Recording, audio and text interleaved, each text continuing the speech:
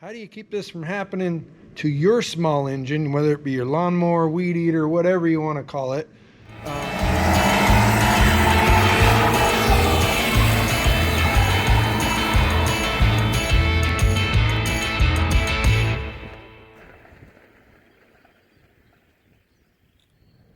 Hey guys and gals, welcome back to Freedom One Garage.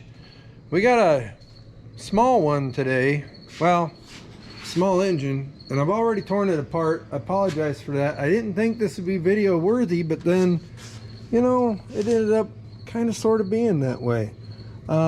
This is a newer style overhead valve Briggs and Stratton. Oh golly, they don't just call them horsepowers anymore. Let's see. I don't know which one of them would be the type of engine. But yeah, Briggs and Stratton, about a 5 or 6 horse probably, if I had to guess. You know, supposedly made in the USA. Anyway, this is on a fertilizer pump, organic fertilizer pump, I believe. Neighbor customer of mine went to fire it up this year and had 0 compression. Called me up, I went over there, we took a quick little look at it. So at the time, the valve was stuck, and imagine there were rocker arms and valve springs in here. That part has been disassembled, but and push rods go through these 2 galleys. But anyway, we even got it to where it looked like they were manipulating, but it still would not build compression. And he needed a rig to run, and he ended up replacing the motor and the pump with a new unit. But now that it's the end of fertilizer season and we're actually into harvest season and starting to look forward to next spring when these units will need to run again, he wants to make sure that, you know, either we get this one running or, you know, probably as a spare or backup now. Anyway, rambling again, and I apologize. Let's go over to this bench where we got a little better light. Here's what we found. Pulled off the, first of all, we pulled off the lifter cover, and on the exhaust side, the valve retainer was loose. It was not retaining the valve and the valve spring. So that indicates that it ran really loose at some point. And what had happened, we went ahead and pulled the head,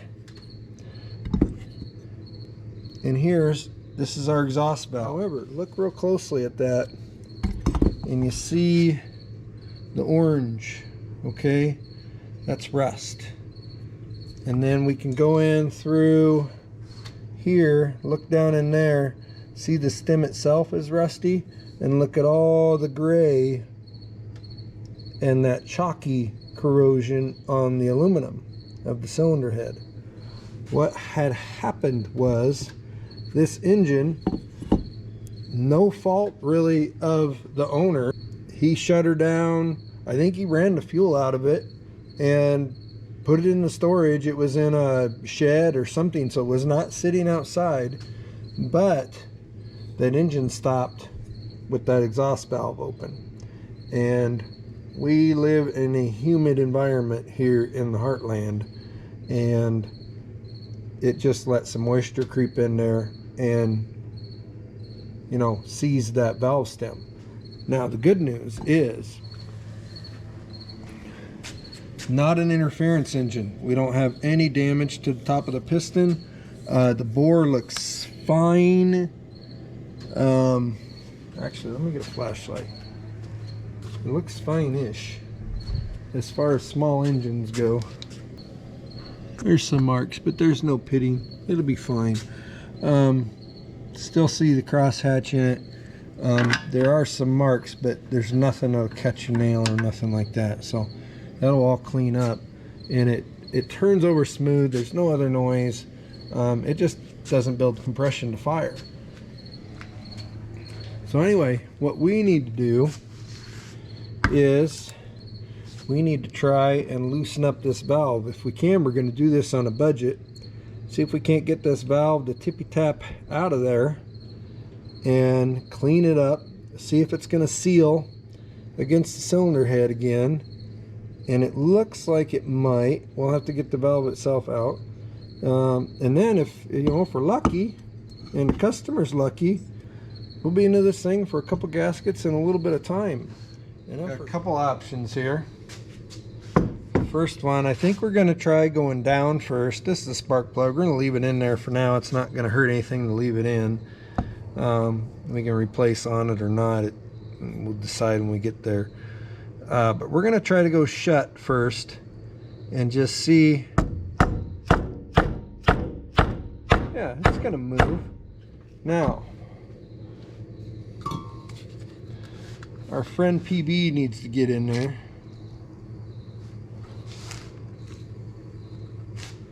We'll go ahead and squirt the intake too, just because.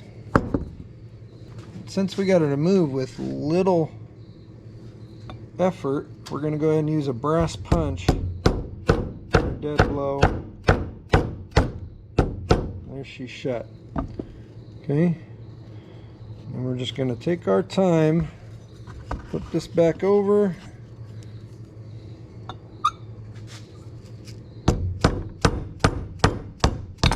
Oh, got her.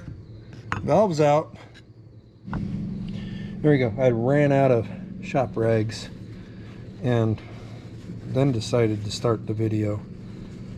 Alright, we've got some rust here, guys and gals. The guide looks okay. Let me show you. I don't think it'll focus very well.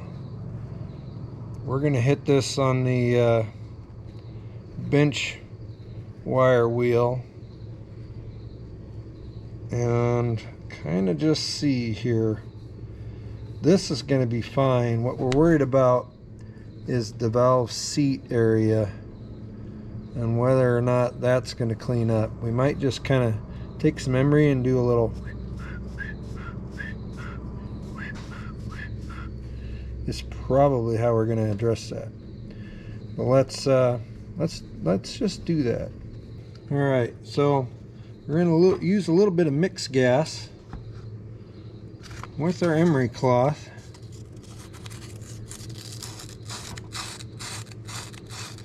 And just try to get that rust off of the stem first. Kind of like you would if you were cleaning an engine cylinder. Use a little bit of lubricant, and this two-stroke gas that we use to get our rescues running should be perfect. Wipe that clean a little bit. She's a little yucky yet.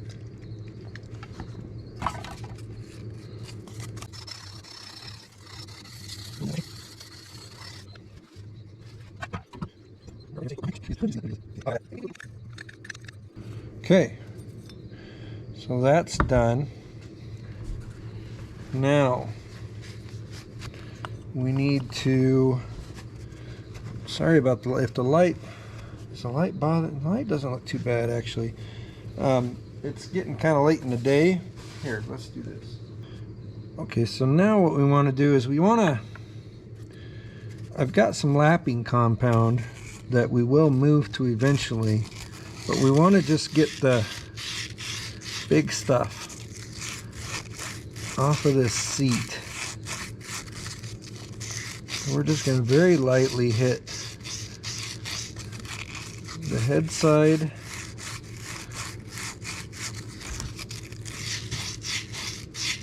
of the seat. Oh yeah, it's cleaning right up, you guys. And then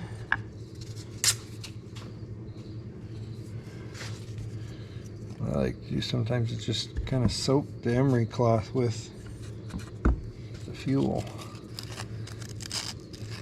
This is going to kind of be hard to show you.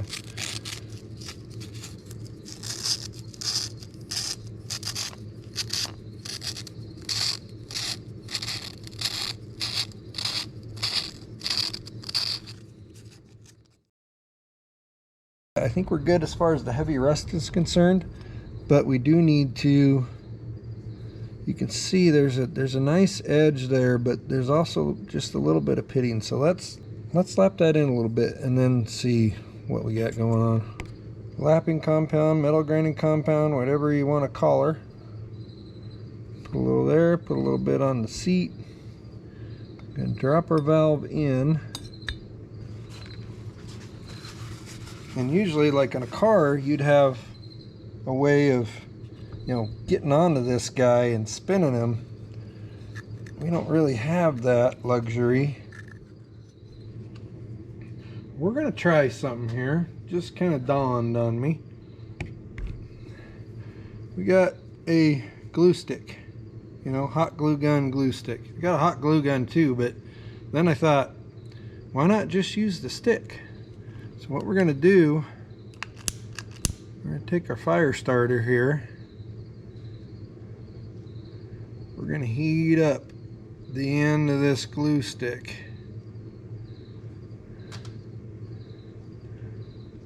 So it's nice and melty. And then we're gonna go beep.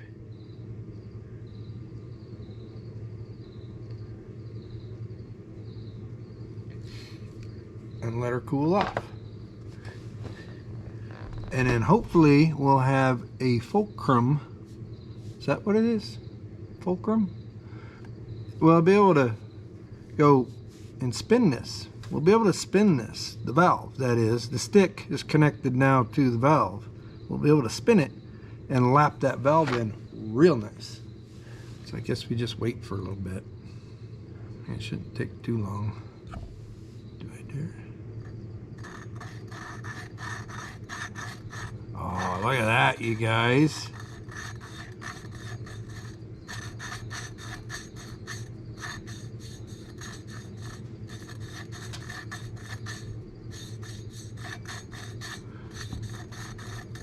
Valve lapping tool on the cheap.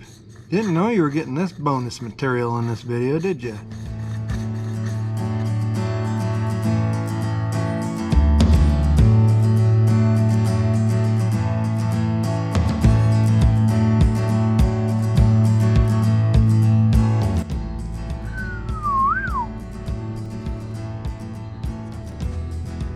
Shoo, buddy.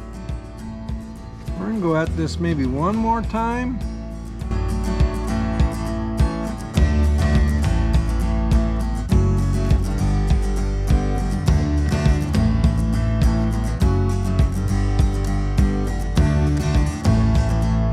I would be tempted to chuck this glue stick up into like a drill. Slow speed drill. Don't think we'll need to though.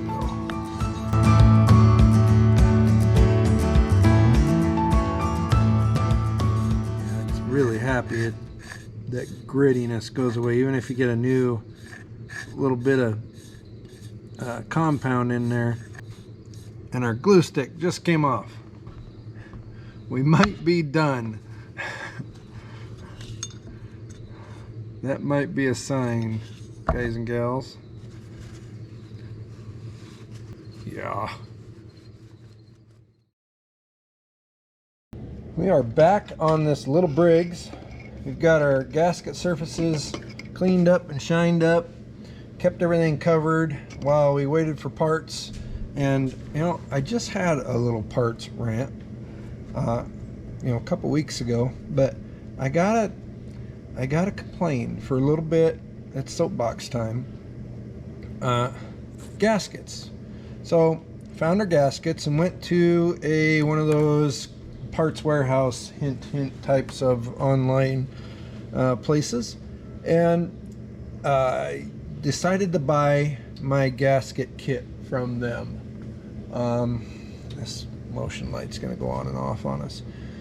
So anyway, ordered it, and I liked the site because it was the easiest as far as looking up the gasket kit, because Briggs and Stratton, you're getting just too confusing with your model numbers and part numbers and serial numbers and stuff. It's a little outrageous, but anyway, we found the right stuff, And even though I could have crossed their part number and probably got the set cheaper someplace else, since I used their database to look it up, I went ahead and ordered it.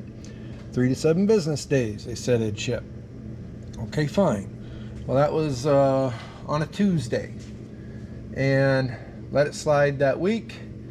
Didn't have anything by the following Monday, so I gave them a quick call. Went to voicemail, left a voicemail. Now they did call back, I'll give them that much credit. But when they called back, they said, well, that item's not going to ship until that Friday, which would be like, I don't know, several days from when I ordered it. What is that? Tuesday to Tuesday to Friday. Longer than what I expected, I guess, is what I'm saying. So, you know, and here's the deal, folks. I don't mind waiting. If there's supply issues, that's fine. So, you know, at that point, they give you the option. Why do you want to cancel the order? Well, if we find it someplace else, buy the parts from someplace else, it's going to be Friday anyway. So, anyway, we left the order be, and then the very next day we went and farmed. Go back and see that video if you haven't. Kind of cool. Learned a lot. Got home from farming the next day, and I have an email already. Or actually, I think I checked it in the tractor, and the very next morning had an email says, "Oh, by the way, your gasket set has shipped." All right. Now that just makes a guy angry, because now what you're saying is, it's not that we didn't have the part and we're waiting to get it to ship it to you. It's that we had the part the whole time, and we were just going to wait to ship it until you called, and then we decided, oh, well, the customer's upset, let's go ahead and get it out the door, which is even worse. So, ladies and gentlemen, we keep hearing about supply chain problems when it comes to car parts. This is small engine stuff. Just about anything. Everybody's complaining about supply chain, and food is a big one. Household items. I'm going to go out on a limb here, and I'm going to say, I don't think it's the supply. I think it's the chain. Our chain has become weak and lazy and just unwilling to do the job efficiently. And this is, I think, a perfect example. I don't think they just happened to get this gasket set in right after I called. I think it was sitting on their dang warehouse shelf, and they were just going to go about their business, filling orders slowly but surely until somebody called. And had I not called, who knows when I would have gotten this thing. So, rant off. Let's get back to it. All right, we're ready to go back together. Step 1 in all of this is really super easy. Take your valve spring and your retainer, and you can hold with your finger on the back side, hold the valve shut, and then you just clip that over the stem. And then on this guy, you have to remember it gets this little cap. It goes right there. Just on the exhaust side, not on the intake side. Okay, there's 2 locating dowels on the 2 bottom holes of head bolts. The 2 bottom head bolt holes, something like, you know what I'm saying. We're just gonna take our cylinder head, slide it onto those dowels, and then we can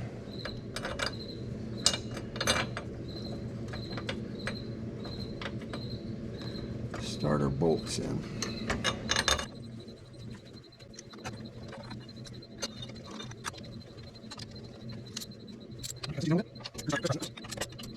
Torque spec is 165 inch-pounds. And turning my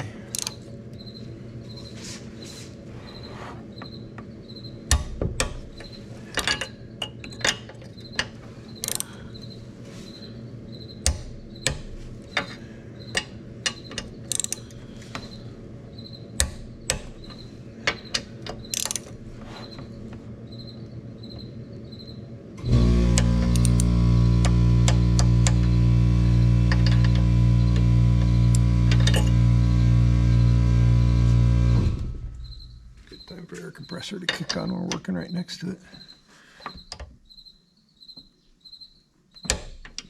Okay.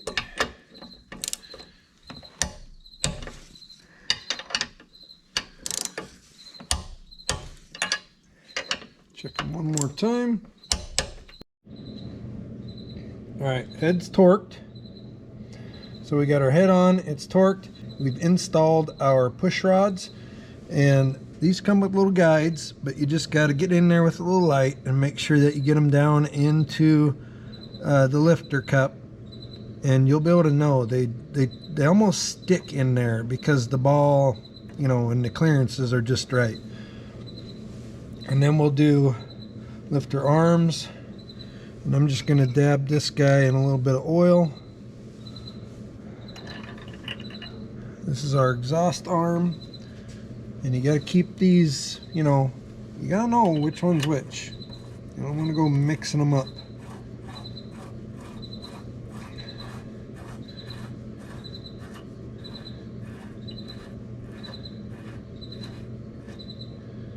We're just going to snug these up, and then we're going to rotate the engine to make sure that we're where we need to be as far as top dead center.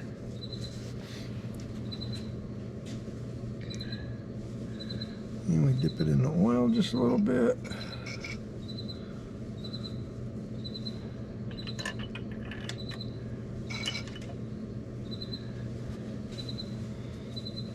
And on goes our retainer.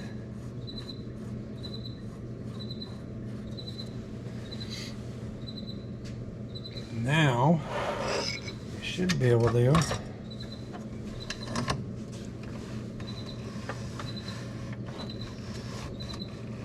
We've got compression, I can tell you that already. There's exhaust, there's intake, you know, they're both up. So now we're going to pull our spark plug and make sure we're at top dead center, and then we're going to lash each one of these. Oh, this one's got, it might be a little too much. But we need to lash each one of these two. As far as I can tell from all the different specs on the interweb, we're going to go 4 to 6 thousandths intake and exhaust, and we should be pretty safe there. Yeah, we are not at the top, so we're starting our compression stroke maybe. Well, come on now.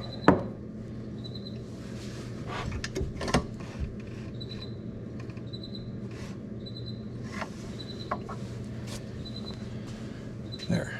You can see the piston at the top of the bore. We should be loose here and here. That's what we're after.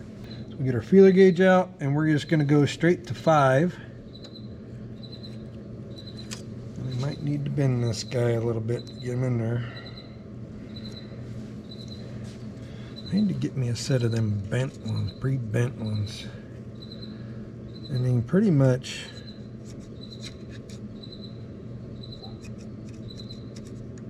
set these with your fingers. They're both at 5 thousandths.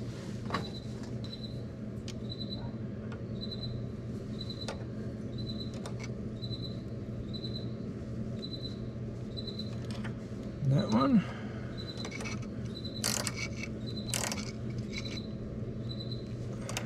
That one. And then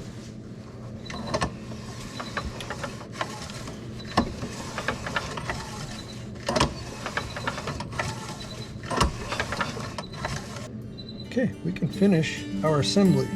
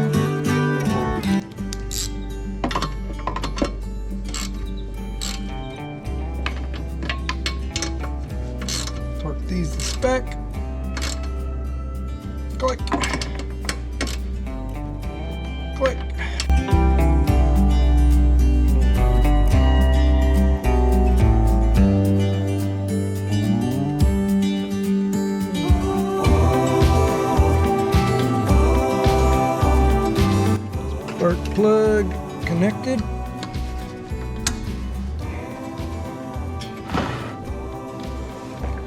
I'm feeling pretty confident, so we're gonna toss the air filter on here. Just pretend that it's gonna work right off the hit here.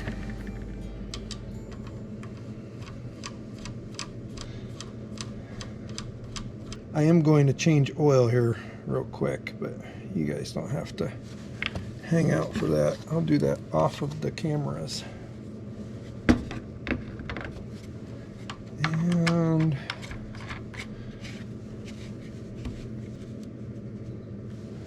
okay, Briggs and Stratton Professional 3.5 gross horsepower XR 127 cc's.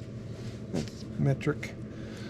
We're back together, and again we've got compressions, so change some oil in this pig and then we will see what goes. All right, we got oil. Fuel is the fuel on? Well, probably is now. We got throttle works. I think that's on. Choke. Where did that? Well, that's choke. This is throttle. All right, duh. All right. So we ought to be able to make this thing run. Oh, first pull. Are you kidding me?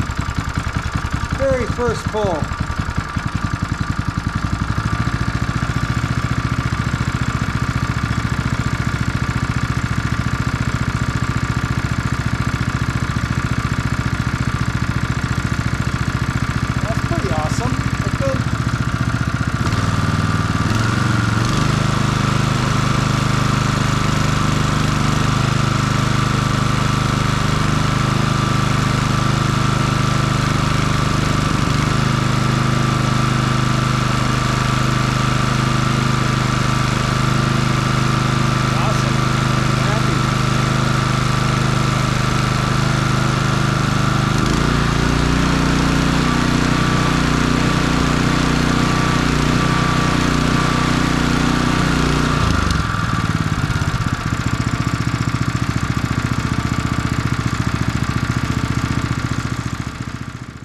Hey, we saved that little engine from going to the scrap pile.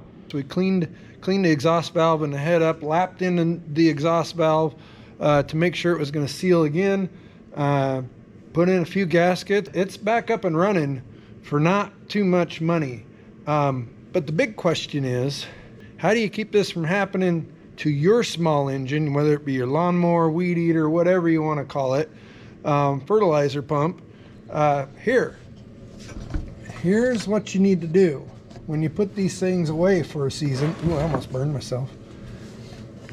Take your pull rope and just get to where you can feel compression.